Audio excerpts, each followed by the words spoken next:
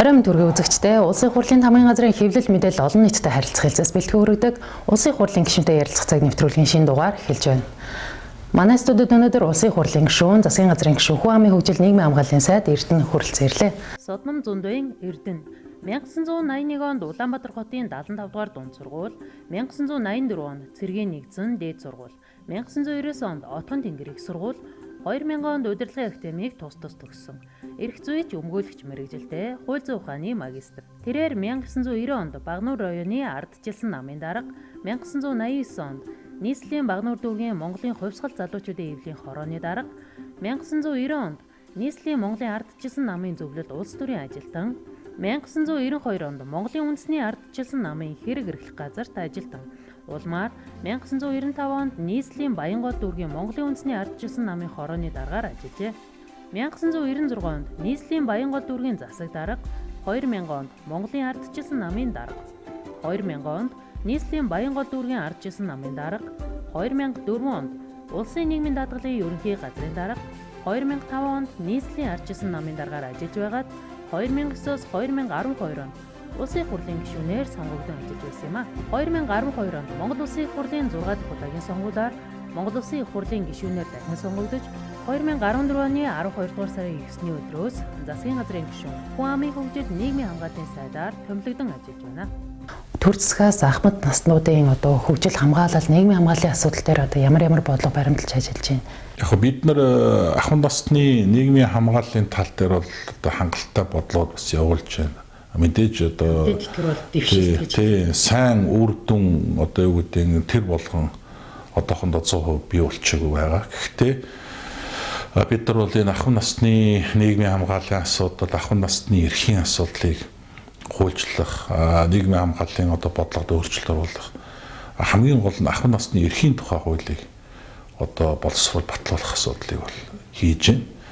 За энэ ахмад насны эрхийг хуульчлаагүйгээс болоод ахмад насны өөрийнхөө эрхийг эдлэхтэй, эрхэн хэрэгжээгүйгээсээ болоод тэрэн дээр гомдлаараа тийм нэхэмжил гаргах эргэцэн ямар ч тийм боломж байхгүй.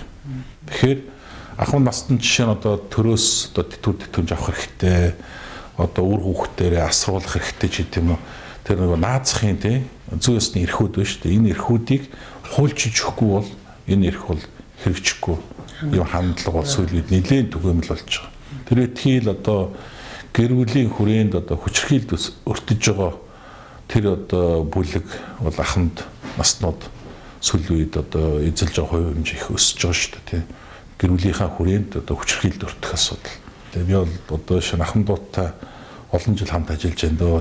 Тэднээс яриад сууж хат бол жаргал цоолонгоо ярьдаг. Нийгэмд ил биш маш олон асуудал ахмадууд байдаг. Өнгөрсөн 10 дугаар сард төрийн ордонд болсон яг ахмад наснуудын үндэсний чуулган болсон тийм ээ. Энэ үеэр бас яг ямар асуудлыг хүргэжсэн бэ? Тэгээ ерөн зөвөр ахмадууд маань маш олон асуудлыг тавьдаг. Жишээ нь тэр голлоод нэг үрлэл тэр цалин тэтгэвэр тэтгэмжийн асуудал, өөр бас бодит орлоготой байх тийм ээ. Тэгээд эрүүл мэнд ингээд хүн ахмад түнийхээ бас хөгжих, боловсрох, насан туршийн боловсрол эзэмших тэгээд ер нь хамгийн гол юм нийгмийн харилцаанд идэвхтэй оролцогч байх. Энэ асуудлуудаа ярьдаг тийм. Тэгээ тэтгэврийн гэдгээр ингээд юмнаас ингээд зааглагдаад, хязгаарлагдаад байдаг. Тэгэхээр энэ хязгаарыг байхгүй болгооч. Бид адилхан Монгол улсын иргэнийхээ хувьд өнөөдөр тэтгэврт гарсан нь бидний буруу шүү дээ. Бид нар хийж бүтээсэн ийм хүмүүс. Тийм учраас нийгмийн амьдралд бол хамгийн идэвхтэй оролцох хэсэг нь бол ахмадууд байх ёстой гэсэн. Энэ талтай бол их төлхөө ярьдаг тийм. Эрүүл мэндийн асуудал дээр төрөөс мөн эрүүл мэндийн салбараас тийм ээ хангалттай боломжийн тэр эмчилгээ хөгжлөгээ авах самтыг хэрүүлдэг. Мэдээж тэтгэвэр тэтгэмжийн нэмэгдүүлэх асуудал гэдэг нийгмийн зээлийн асуудал бас нэмэгдүүлэх юм байна. Яг тэтгэврийн зээлийн асуудлыг бол байнга ярьдаг. За өнөөдөр нийт ахмадын 55 орчим хувь нь тэтгэврийн зээлтэй байгаа. 182 мянга орчим ахмад тэтгэврийн зээл авсан байд юм лээ. Өнөөдрийн судалгаар шүү дээ. Тэгээд нийт тэтгэвэр авч байгаа ахмадын бол 55 орчим хувь бол тэтгэврийн зээлтэй байгаа юм. хүүгийн одоо тэтгэврийн зээлийн хүүг бууруулах саналыг бол одоо маш их ярьдаг шүү дээ. Энэ тал дээр яамны зүгээс ямар нэг арга хэмжээ авах бололцоотой юу? Өнөөдөр яг нөгөө эрх зүйн зохицуулалт гэж би яриад байдаг шүү дээ. Эрх зүйн зохицуулалт байхгүй учраас яг энэ асуудлыг зохицуулах боломж бол манай яамд байхгүй байгаа юм. Гэхдээ ахмадууд тавхан мэдээж одоо энэ асуудлыг ярьдаг. Тэгэхээр бид нар энэ нийгэм бодлогын байнгын орон дээр нийгэм бодлогын байнгын орны гишүүдтэй ярьж байгаад энэ одоо тэтгэврийн одоо зээлийн хүүг одоо бууруулах, ер нь тэтгэврийн зээлийн одоо эрх зүйн зохицуулалтыг бий болгоё гэдэг ийм одоо асуудлыг бол ярьж ажлаас гарсан. Одоо ер нь бол тэтгэврийн зээл гэдэг асуудлын ард эерэг сөрөг олон асуудал байгаа юм. Төрөөс тэтгэврийн талаар баримтлах бодлого шинжлэгдсэн байгаа тийм ээ. Энэ хүрээнд ямар одоо шин зохицуултууд хийгдэж байгаа вэ? Тэгэхээр төрөөс тэтгэврийн шинжилгээний талаар одоо баримтлах бодлого батлагдсантай холбоотойгоор тэтгэврийн одоо эрх зүйн зохицуултыг шинжлэх тийм ээ. Тэтгэврийн одоо даатгалын тухай хуулийн шинжилнээр сүнслэгийг одоо босруулах энэ ажлын хэсэг одоо байгуулагдаад одоо ажилд орж байна. Энэ бодлогын хүрээнд бол өнөөдөр нэг шатлалтай одоогийн тэтгэврийн тогтолцоо маань тэтгэвэр авагчдын одоо амжиргаа наазах хэрэгцээ хангаж чадахгүй байна. Тийм ээ.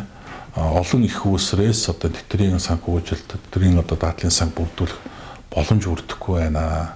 Ер нь тэгээд энэ тэтгэврийн одоо энэ даатгалын тогтолцоог илүү нээлттэй, ил тод байлгахтай энэ чиглэл рүү одоо эрх зүйн зохицуултуудыг зөв хийж өгөх шаардлага байна гэсэн энэ үүднээсээ мөн одоо энэ тэтгэврийн даатгалын сангийн одоо хөрөнгө мөнгийг үр дүнтэй бүрдүүлэх, зөв менежмент хийх, өсгөх, хариуцуулах гэдэг олон одоо зохицуултуудыг эрх зүйн зохицуултын хүрээнд шийдэх заашгүй шаардлага байгаа. Тэгээ энэ дагуу одоо ажлаас гараад ажиллаа эхэлж байгаа. Тэгээд бидний төсөөлж байгаагаар бол одоогийн байгаа нэг шатлалтай тэтгэврийн тогтолцоо, 3 шатлалтай тэтгэврийн тогтолцоо шилжүүлэхээр энд нэгдүгürt суурь тэтгэврийн тогтолцоо бий болгоё. Хоёрт нь одоогийн байгаа тэтгэврийн тогтолцоо хадгалъя. За гуравт нь нэмэлт тэтгэврийн сан буюу одоо өмчийн ол хэлбэрийн оролцоотой тэтгэврийн одоо сан бий болгоё гэсэн ийм зорилго тавьж ажиллаа эхэлж байна да. Энэний үр дүн одоо юу байх юм бэ? Яг 3 шатлалтай тэтгэврийн одоо тогтолцоо бий болсноор одоо энэний үр дүн юу гэхээр одоо суурь тэтгэврийн тогтолцоо гэж юу хэлээд байгаа юм гэхээр тэтгэврт гарч байгаа иргэн маань одоо тэр ажилласан жил нас одоо тэр юу тийм ээ одоо шимтгэлд өссөн хувь хэмжээс үл хамааран бүх тэтгэврт гарч байгаа иргэнд одоо тэгш нэг одоо шатал хэмжээний суурь тэтгэврийг төрөөс олгох юм. Тэ. Тэгэхээр тэтгэврийн зөрүү гэдэг асуудал. Одоо нэг үгээр хэлбэл одоо тэр суурь тэтгэврээр одоо шинэ инфляц одоо янз бүрийн одоо эдийн засгийн санхүүгийн өрсөлдүүд бий болдог шүү дээ.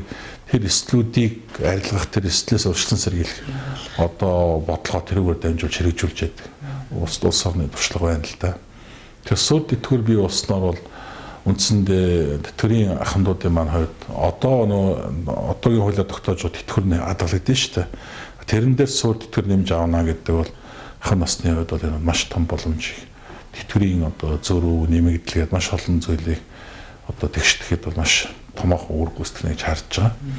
За хоёрдугаар тэгвэл өнөөдөр ахын наснууд маань жишээ нь одоо юу гэдэг нь маш өндөр орлого олж байгаа хэсэг бий.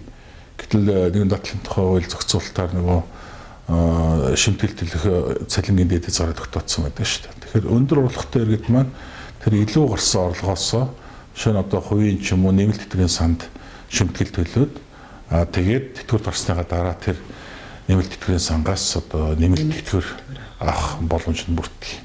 Тэгэхээр энэ бас л одоо нэг зөв зүйтэй хоримтлал.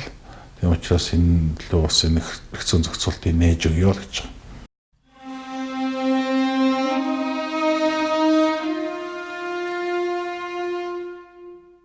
Бүгдээр хуулиа дээдлийг дэвши тэгэл заахан хөгжил дэвшлих орой дөрөө сансантай өөрийн гэж л би бодож явдаг юм. Тэгэл ард түмэндээ олон юм ярьлгүйгээр хуулиа дээдлээ.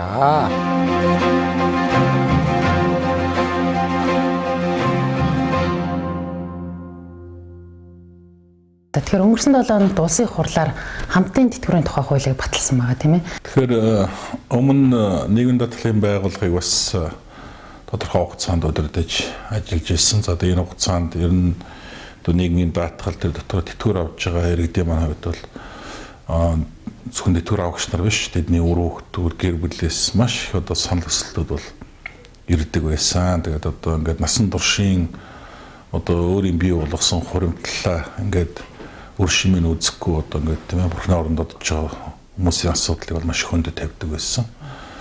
Тэгээд тийм учраас энэ тал дээр бол ер нь яаж эрх зүйн зохицуултыг хийх вэ гэдэг тал дээр бол бас олон жил бодсон л доо тий. Тэгээд 2012 онд анхны хуулийн төслийг бол нэр бүхий гишүүдтэй ярьж санаачилж боловсруулсан. Тэгээд одоо 2-3 удаа өргөн барьсан боловч нөө хуулийн одоо хэрэгцээ шаардлагын бүрдэлтийг дутуу хийсэн мэн гэдэг үндслээр буцаад 2014 оны 1 сард энэ одоо хуулийг өргөн барьсан. Тэрнээс хойш одоо янз бүрийн шалтгаанаар хойшилсоор байгаа тэгээд дөнгөж л одоо сая 2-3 хоногийн өмнө батлагдлаа. Энэ хууль маань одоо батлагдсанаар бол ахуйн насны нийгмийн хамгааллын одоо маш том одоо эрх зүйн зохицуултыг бол хийж чадсан гэж харж байгаа. Тэгээ хүмүүс энэ хамтын тэтгэврийн хуулийг ойлгохдоо ингээд халамж одоо юм шиг эсвэл тэтгэвэр нэмэгдүүлэх гэж байгаа юм шиг байдлаар бол ойлгоод байгаа юм. Тэгээд энэ бол тийм ойлголт биш ээ. Энэ бол нийгмийн хамгааллын одоо нэг том арга хэмжээ. Нэгүрэл өнөөдөр одоо гэр бүлийн одоо тийм ээ хоёр тэтгэврийн одоо ахмад амьдарч байхад авчижсэн одоо шинэ дундажаар 700 сая төгрөгийн тэтгэврээ нийлбэрээр дүнгээр авдаг байсан бол хин нэг нь одоо бурхан болоход тэр 700 сая төгрөгийн тэтгэвэр маань нэг бол 300, нэг бол 400 мянга болтлоо буурдаг тийм ээ.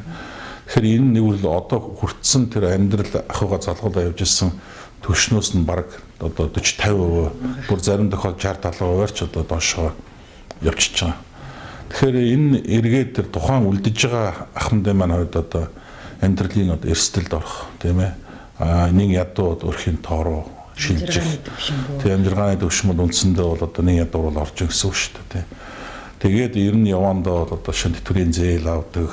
Одоо бараа таваар одоо тэр байр суцаа барьцаалдаг ч гэдэг юм уу. Тэгээ ер нь ингээд бүр ядуурлаар яваад өгдөг. Тэрнээсээ болоод сэтгэл санааны болон одоо би магадгүй хувьд бол маш их одоо эрсдэл стресс ачаа үүрдэг. Энээсээ болоод бол одоо тэр наслах станаснаас харьцангуй богино наслах энэ нөхцөл одоо үүсэж байна гэсэн бас эрдэмтэн судлаачдын одоо судалгаад дүгнэлтүүд бас байгаа. За ялангуяа манай эмэгтэйчүүдийн хувьд бол би бас онцгой ач холбогдолтой хууль гэж үзсэн. Эмэгтэйчүүдийн хувьд бол өнөөдөр тэтгэвэр тогтоолгоход эмэгтэйчүүдийн тэтгэвэр хамгийн багаар тогтоогдож байна. За эмэгтэйчүүдийн маань ажилласан жил нь бол нэлээд тасарсан байдаг. За мөн одоо ажиллаж байгаа байгууллагада одоо удаан хугацаагаар тогтвор сууршилтай ажиллах боломж одоо бололцоо бага байдаг гэд олон шалтгаанаар манай эмэгтэйчүүдийн одоо тэтгэвэр их бага тогтоогддог. За нөхрүүдийн одоо цалин тэтгэвэр бол харьцангуй бас гайгүй тогтоогдож байгаа. Яагаад тэгэхээр өнөөдөр энэ бол бид хуваарлалтаа бол ер нь гэр бүлийн гишүүд одоо хуваарлаа. За нөхрийгөө тогтвортой өндөр цалинтай ажил хийх төлөө манай эмэгтэйчүүд бол ингээд ар гэрийнхээ амьдралыг авч яваад ингээд хүүхдээ гаргаад хүүхдээ өсгөөд байдаг. Тийм учраас энэ одоо хин нэг нь за ялангуяа нөхөр нь нас орсон тохиолдолд эмэгтэйчүүдийн тэтгэвэр бол хаанаач хүрэлцдэггүй. Сая одоо хүн амын амжиргааны одоо өрхийн судалгаа авахад хамгийн одоо ядуу хэсэгт бол ер нь өргөдлөхөйсөн эмэгтэйчүүд манай тэтгэврийн насны эмэгтэйчүүд бас орж байгаа. Ийм учраас бид бол энэ асуудлыг бол зайлшгүй одоо энэ хуулиар зохицуулах шаардлага гарсан. За энэ хууль батлагдсанаараа одоо нөхрийнх нь авж исэн цалин үлсний одоо тодорхой хэмжээнд өрөх гэрд нь одоо орлого болж орно гэдэг нь өөрөө их чухал хууль байгаа. Тэгэхээр энэ хуулийн төслийг хилэлцэж явах явцад бол олон нийтээс маш их хүлээлттэй байсан. Ахмад наснууд тэр тусмаа одоо яг ямар шатанд явж гин, яаж батлагдах гэж байна гэж сонирхдаг байсан тийм ээ. Тэгэхээр анх өргөн барьсан хувилбараас батлагдан гарсан хууль хэр их өөрчлөгдсөн бэ? Тэр талаарх мэдээлэл дэлгэрэнгүй. Ер нь бол анх энэ хууль бол өргөн баригдсан хувилбараа үндсэндээ бол нэг өөрчлөөгүй. Ингээ батлагдсан ийм хууль байгаа. Тэгээ өнөөдөр үндсэндээ бол энэ одоо хамтын тэтгэврийн тухай хуулийн маань гол зорилго нь ерөөсөө л хамтран амьдарч ирсэн гэр бүлийн хоёр ахмадын хэн нэгэн төрүүлж бурхан болсон тохиолдолд түүний авч ирсэн тэтгэврийг одоо тодорхой хуваар байт юм уу тийм ээ одоо тэр үлдсэн одоо ахмадад одоо хамт тийм ээ одоо давхар олгох энэ л зохицуултыг хийхэд зорилгоор л энэ хуулийг санаачилсан шүү дээ. Тэгэхээр энэ хуулийн зохицуулт маань зорилго маань үндсэндээ бол нэг өөрчлөгдөөгүй. Яг зөв тэр дотор байгаа техник шинжтэй зохицуултууд бол хийгдсэн. Жишээ нь одоо 2017 оны 1 сарын 1-ээс энэ хуулийг хэрэгжүүлэхээр болсон. Ягаад гэвэл 16 оны улсын төсөв батлагдсны дараа энэ хууль маань орж батлагдсан учраас 16 оны төсвийн жилд багтах боломжгүй болсон. Энэ хамтын тэтгэврийн тухай хууль бол бас нэлээд удаан хугацаагаар их хурл дээр гацлаа. Тэгэхээр бид энийг яагаад яарвчлуулад ер нь хурдан батлах шаардлагатай вэ гэж үзсэн гэхээр яг одоо энэ тэтгэвэр авж байгаа ахмад наснууд маань эд одоо социализмын үеийн бүтээн байгуулалтанд өдөр шөнөгүй ажилласан. За тухайн үеийн системээрээ бол хүнд ямар нэг одоо хувийн өмч байгаагүй, хадгаламжтай байгаагүй ийм үеийн хүмүүс байгаа. Тийм учраас энэ хүмүүст бол энэ хамтын тэтгэврийн хууль бол бас онцгой ач тус өгөх ийм өстой хуулиа эдгээр хүмүүс маань тухайн үед бол ирээдүйнхээ одоо энэ тэтгэврийн их баг гэдгийг одоо огт бодохгүйгээр ерөөсөө л улс орныхоо бүтээн байгуулалт өдөр шөнөгүй ажиллаж зүтгэсэн. Тэгээд өнөөдөр эргээд тэтгэвэр нь одоо их баг тогтоож байгаа. Өнөөгийн одоо энэ үнийн өсөлт, инфляц, зах зээлийн үед бол бас эдгээр ахмадууд маань орлого нь одоо их баг зарлагаа гүйцэхгүй ийм одоо зүйлүүд бол байгаа. Тэгээд бусад оронд бол энэ ер нь ахмад наснаа яаж халамжилсан, яаж хүндэлж байна тийм ээ? Яаж энэ хүний хөгжил рүүгээ чиглэсэн одоо хууль эрх зүйн орчныг бүрдүүлж байна гэдэг нь өөрөө их чухал. Тэгэхээр ардчилсан намын одоо мөрийн хөтөлбөрт бол ер нь энэ хавтгаарсан халамжийг зогсооё. Зорилттой бүлэг рүүгээ одоо бүр тусалсан шиг туслаад халамжилсан шиг халамжлая гэсэн ийм одоо бол зорилго тавьсан байгаа. За нөгөөтэйгүр энэ халамжийн энэ манай хамтын тэтгэврийн хууль бол иргэд нэг зүйлийг их сайн ойлгох хэрэгтэй байгаа. Энэ бол өөрөө тухайн хүний насаараа төлсөн шимтгэлийг тэр хүн одоо тэтгэврт гаргахтаа л өөрөө хэрэгжилж байгаа. Тэгээд 17 оны 1 сарын 1-ээс хэрэгжүүлэхээр за 2 дугаарт бас энэ тэтгэврийн даатлын сангийн одоо ачаал тийм ээ эрсдлийг тооцоод засгийн газар өөрөө одоо тэр хувь хэмжээг тогтоохоор оруулсан. Гэхдээ хувь хэмжээ тогтоохдоо бүрэн тэтгэврийн одоо 20%-аас доошгүй байхаар тийм ээ ингэж зохицуулж өгсөн. Ягаад гэвэл тухайн үеийн бас янз бүрийн хүндрэлээс болоод 5-10%-аарч тогтоод юм эсвэл бүр олохгүй тохиолдолд гарах юм бол бас тийм ээ хуульд зохицуулт байхгүй гэдгээр явуул энэ асуудлыг бас үүсгэдэг шүү дээ. Тийм учраас хуульчилж тийм ээ заавал өгнө. Тэгтээ хамгийн багадаа одоо 20%-аар бодож өгнө. Тэрнээс дээшээ 30, 40, 50, 60 одоо 100%-аар олгосон ч болно. Гэхдээ энэ бол тухайн үеийнхаа нийгмийн эдийн засгийн мэдээж бодомж цаг бол тооцож ижил олгоно шүү дээ. Тэтгэврийн дундаж хэмжээ өнөөдрийн байдлаар яг хэд байгаа юм бэ? Тэгэхээр 20% гэдэг маань хэр хэмжээ болно гэсэн үг. Яг ер нь тэтгэврийн бүрэн тэтгэврийн доод хэмжээ бол 230 мянга байгаа шүү дээ. Дундаж тэтгэвэр бол нэг 350-аас 450 мянган хооронд байгаа. Өндөр тэтгэвэр бол өндөр. Одоо 7-800 мянга авч байгаа, сая гаргаж авч байгаа хүмүүс бий. Энэ бол одоо бас тухайн үлдсэн ахмадын амьдралд бол бас томоохон дэмжлэг болно л гэж харж байна. Тэгэхээр яг хуулийн хамрах хүрээнд тийм ээ ямар шалгуур хангасан хүмүүс энэ хуульд хамрагдах боломжтой вэ? Гэр бүлийнхаа хүний тэтгэврийг өвлөн эзэмших эрхтэй болох вэ? Ер нь аль биесний гэрлэлтэд батлуулснаас хойш 15-аас доошгүй жил амьдарсан байх хэвээр. Энэ бол бас нөгөө янз бүрийн одоо хууль бус юм үйлдэлүүд гардаг. Тэрийг хаах зорилгоор хоёрдугаарт бас энэ гэр бүлийн үнц нь гэр бүлийн бат их байдлыг одоо бий болгоход энэ бол маш том бас одоо ач холбогдолтой асуудал гэж харж байгаа. Дээд дөрүүгээ харсан энэ бүх одоо эрсдлээс урьдчилан сэргийлсэн одоо хуулиудыг за нэг ялангуяа гэр бүлийн одоо бат бөх байлгах, гэр бүл одоо аль хор салд сарнихгүй байх, гэр бүлийн гишүүд нь өөрсдөө одоо хариуцлагатай байх, эргээд одоо хамтдаа олон жил хөдөлмөрлөж амьдарснараа эргээд одоо тэтгэврт гарахтаа аз жаргалтай байх.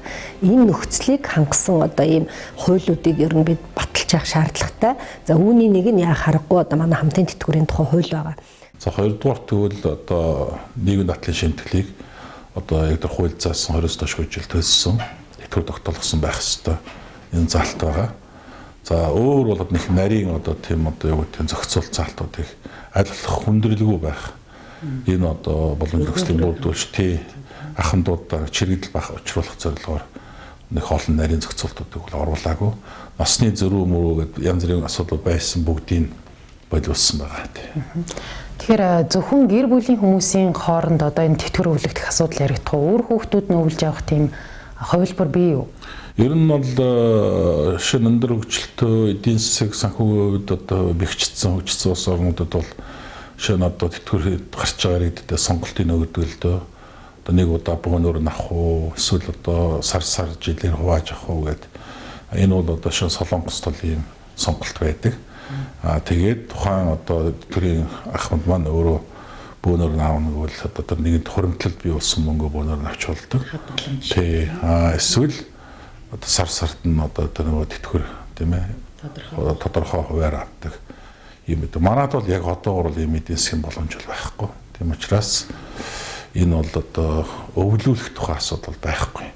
Зөвхөн гэр бүлийн хоёр ахмадын хэн одоо үлдсэн нь тийм ээ. Тэгээд тэр ханижлага авч ясан тэтгэврийн одоо тодорхой хувийг ч юм уу эсвэл одоо тухайн эдийн засгийн тогтоосон хувь хэмжээгээр өөрийнхөө амьдрах хугацаанд авах юм. 10 жил амьдрах уу, 20 жил амьдрах уу тэр хугацаанд бол тэр ханижлага авч ясан тэтгэврийг одоо санзан тогтоосон хувь хэмжээгээр давхар авахыг л зохицуулж байгаа.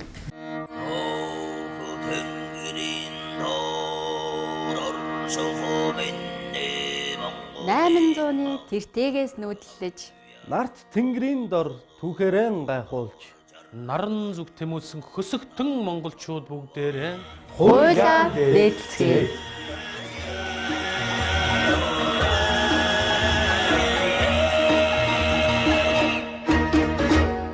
Манай улсын одоо 110 мянган гаруй иргэний эрхийн асуудлыг хүндсэн бас нэг хуулийн төсөл яригдчих байгаа улсын хурлаар. Тэгэхээр энэ талаарх та мэдээлэл манай үзэгчдэд өгөөч. Яг хөгжлийн бэрхшээлтэй хүний эрхийн тухай хуулийг бол өргөн барьсан. Тэгэхээр хөгжлийн бэрхшээлтэй хүний эрхийн тухай хууль бол өнөөдөр нийгэмд бол маш чухал юм хууль байна. Өнөөдөр одоо хөгжлийн бэрхшээлтэй хүн гэж хэнийг хэлдэг вэ гэдээ бол хэн болгон мэднэ. Тэгэхээр өнөөдөр эдгээр одоо хөгжлийн бэрхшээлтэй хүний эрхийн тухай асуудлыг ярихгүй бол манад мөн л нийгмийн хамгаалахын хуулийг бол батлаад хэрэгжүүлээд ирдсэн. Гэхдээ хүний одоо эрхийн хувьд бол баталгаажуулж өгөөгүй.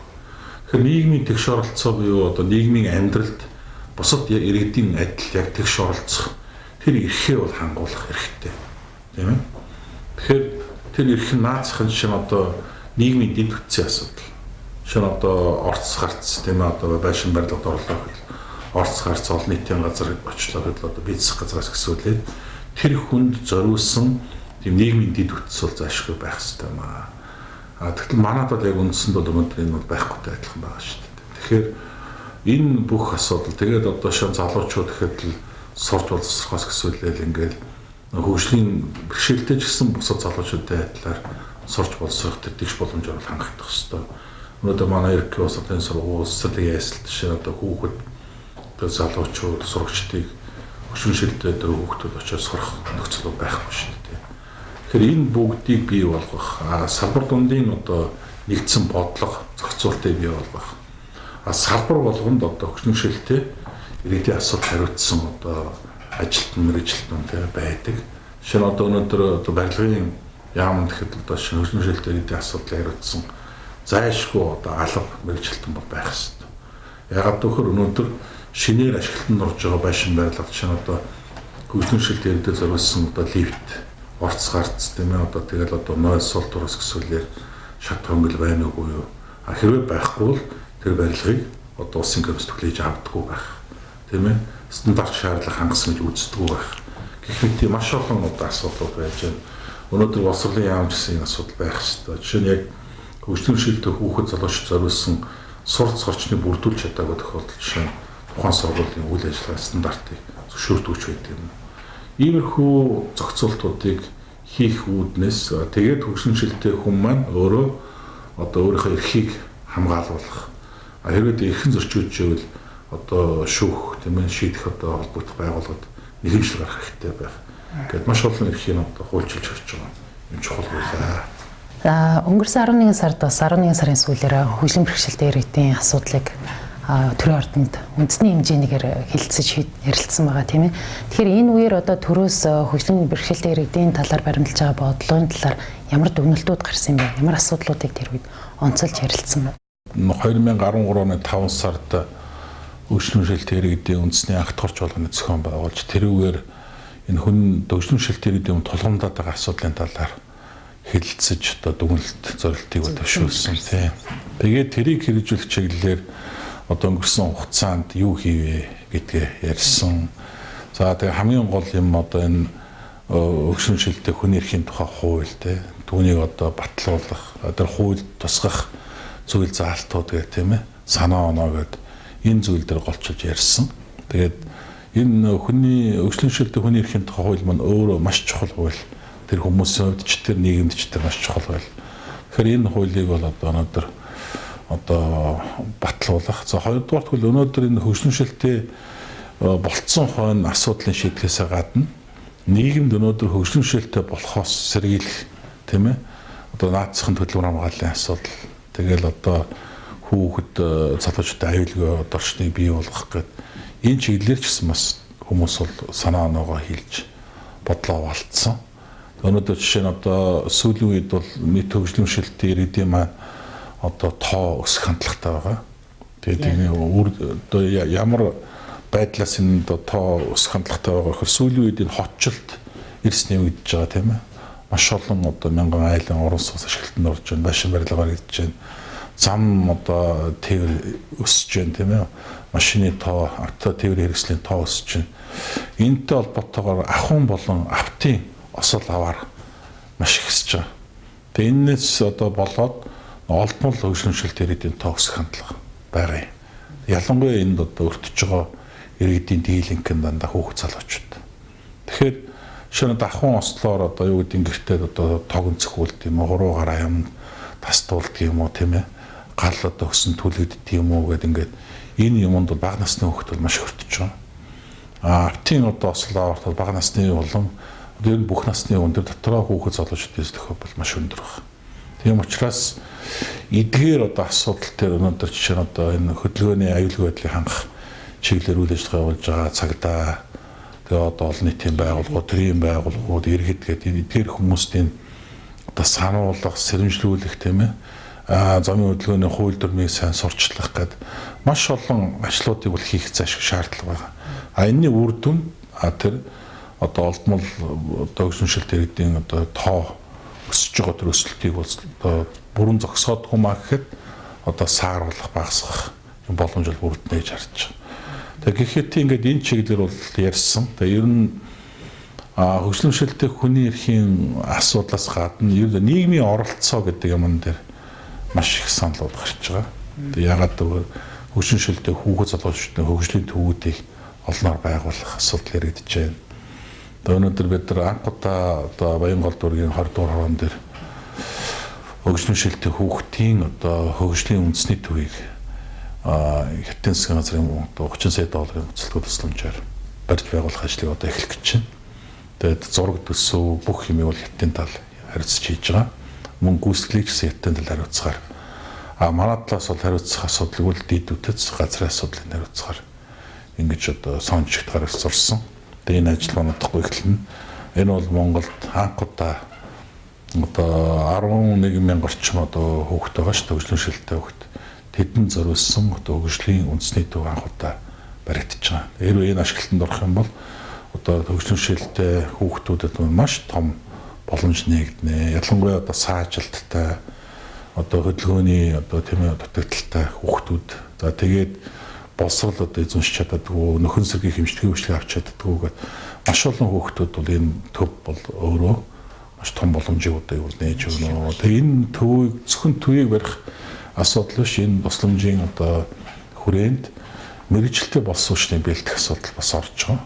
Нэг л одоо өнөөдөр одоо хөгжлөмшөлтөд хүүхдүүдтэй ажиллах, сургах тэдний одоо тэр янз бүрийн сэргийн цэцэлтийн одоо үйлчлэг хэмжлэгээ үзүүлэх нарийн одоо мэрэгжлийн эмч сувилагч нарыг бол бэлтгэх асуудлыг бол одоо Хятадын засгийн газрын боцолтгол тусламжийн хүрээнд бас шийдэхээр ингэж оруулсан. Тэгээ энэ хүрээнд бол эхний ээлжинд одоо 200-250 тусгай нарийн мэрэгжлийн одоо боловсруучны бэлтгэх энэ талаар сонирхолцож ажиллаж байгаа. За баярлалаа. Үзэгчдээ Улсын хурлын тамгын газрын хэвлэл мэдээлэл олон нийтэд харилцах хэлцээс бэлтгэн хүргэдэг Улсын хурлын гишүүнтэй ярилцах цаг нэвтрүүлгийн шинэ дугаарын түрээд өндөрлөж байна. Студид Улсын хурлын гишүүн, засгийн газрын гишүүн, Хүн амын хөгжил нийгмийн хамгааллын сайд Эрдэнэ хүрэлцэн ирлээ.